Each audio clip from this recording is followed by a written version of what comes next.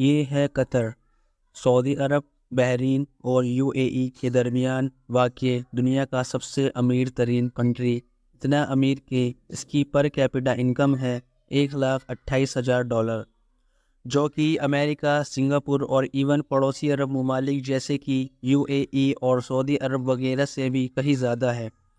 بڑی بڑی building, shopping malls, مہنگی گاڑیاں، اسی لیے قطر کو مڈل ایسٹ کا ویگس بھی کہتے ہیں۔ لیکن قطر ہمیشہ سے ایسا نہیں تھا۔ چند سال پیچھے چلے جائیں تو قطر صرف ایک تپتا ہوا صحرا تھا، جس میں غربت، بھوک اور بوریت کے علاوہ کچھ نہیں تھا۔ تو پھر یہ اتنی بڑی ٹرانسفارمیشن کیسے ہوئی؟ جو دیش سارے عرب کنٹریز میں سب سے غریب تھا، آج دنیا کا امیر ترین دیش کیسے بن گیا؟ اس کے پیچھے بہت ہی انٹرسٹنگ کہانی ہے، اور یہ کہانی باقی سارے عرب کنٹریز کی کہانی سے مختلف ہے۔ اس ویڈیو کے اینڈ تک آپ یہ بھی سمجھ چکے ہوں گے کہ کیوں سعودی عرب اور UAE قطر کو پسند نہیں کرتے، اور کیسے قطر آنے والے وقت میں بھی اپنے پڑوسی عرب دیشوں کے مقابلے میں زیادہ خوشحال اور محفوظ ہوگا۔ یہ کہانی شروع ہوتی ہے 1916 میں، جب قطر کے امیر عبداللہ الثانی نے برٹش کے ساتھ ایک ٹریٹی سائن کی، جس کے مطابق برٹین نے قطر کو کسی بھی زمینی یا سمندری حملے کی صورت میں ڈیفینڈ کرنا ہوگا، اور قطر بدلے میں اگلے 25 سال تک برٹش کالونی کا حصہ رہے گا، اور یہاں سے نکلنے والے ہر نیچرل ریسورسز میں برٹین کا شیئر ہوگا۔ 1940 میں قطر میں سب سے پہلی آئل فیلڈ ڈسکور ہوئی۔ 1960 تک قطر میں تیل کی کھوج اور اسے زمین سے نکالنے کا کام عروج پر تھا، اور قطر کے حالات آہستہ آہستہ بدلنے شروع ہو چکے تھے، مگر ابھی بھی کوئی بہت زیادہ تبدیلی نہیں آئی تھی۔ لیکن پھر 1977 میں شیل آئل کمپنی نے اس کنٹری کا سب سے بڑا خزانہ دریافت کر لیا، نارتھ فیلڈ، دنیا کی سب سے بڑی نیچرل گیس فیلڈ۔ لیکن اس زمانے میں گیس کوئی بہت زیادہ پروفیٹیبل نہیں تھی، اور اس کی وجہ یہ تھی کہ گیس کو صرف پائپ لائنز کے ذریعے ہی کسی دوسری جگہ بھیجا جا سکتا تھا، اور قطر گیس استعمال کرنے والے دیشوں سے اتنا دور تھا کہ وہاں تک پائپ لائن پہنچانا تقریباً ناممکن تھا۔ اسی وجہ سے شیل کمپنی بھی یہ گیس پر ڈسکور کر کے بھول گئی، اور یہ ڈسکوری آفیشیل ڈاکیومنٹس میں ہی دب گئی۔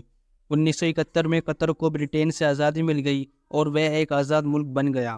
آزادی ملنے کے باوجود اگلے 25 سالوں میں بھی قطر کے حالات کوئی خاص نہیں بدلے، اور پھر آیا 1995 جب کراؤن پرنس حماد بن خلیفہ الثانی نے بغاوت کر کے اپنے ہی باپ کی حکومت کا تختہ پلٹ کر دیا، اور قطر کا امیر بن گیا۔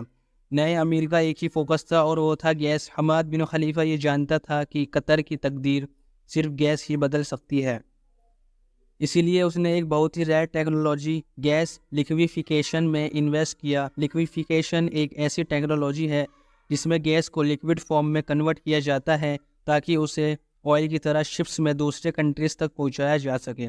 اس سارے پروسیس میں گیس کو -161 ڈگریز پر ٹھنڈا رکھنا پڑتا ہے۔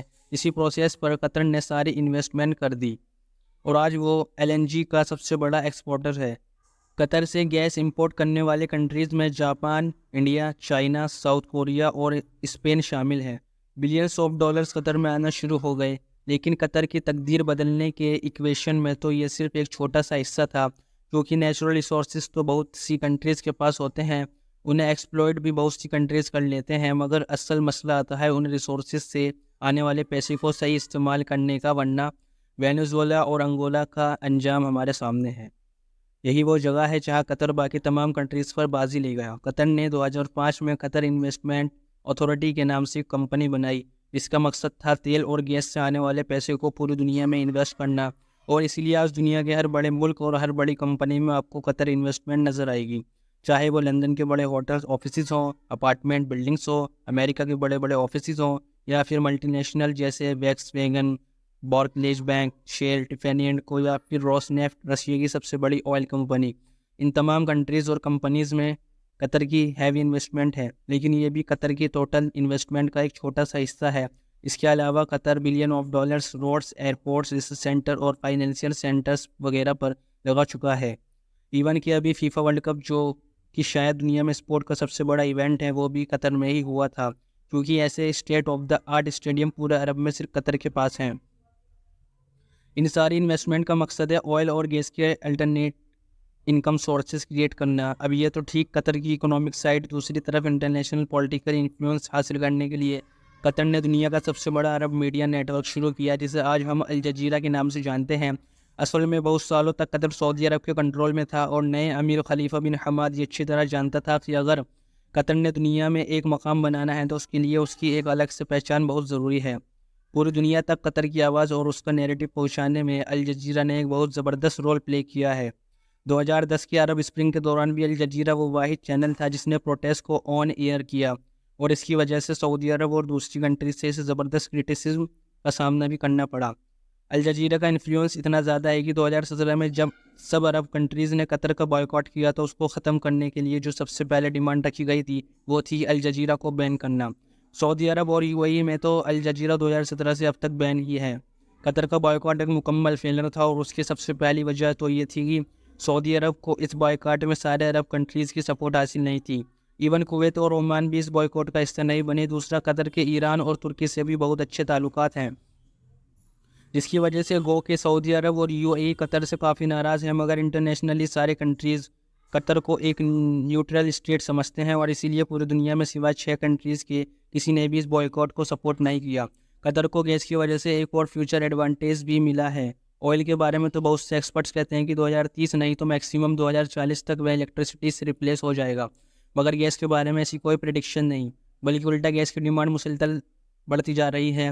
ابھی ریسنٹ رشیا یوکرین وار میں رشیا کی جانب سے گیس پائپ لائن کی بلاکیج کے بعد قطری گیس کی ڈیمانڈ 10 گنا بڑھ گئی، کیونکہ اب یورپین کنٹریز بھی گیس کے لیے قطر سے رابطہ کر رہے ہیں اور یہ ڈیل قطر کو پہلے ہی $100 بلین کراس کر چکی ہے۔ تو کل کو جب باقی عرب کنٹریز آئل ریپلیس ہونے سے پریشان ہوگی، وہیں قطر کو اس چین سے کوئی خاص فرق نہیں پڑے گا۔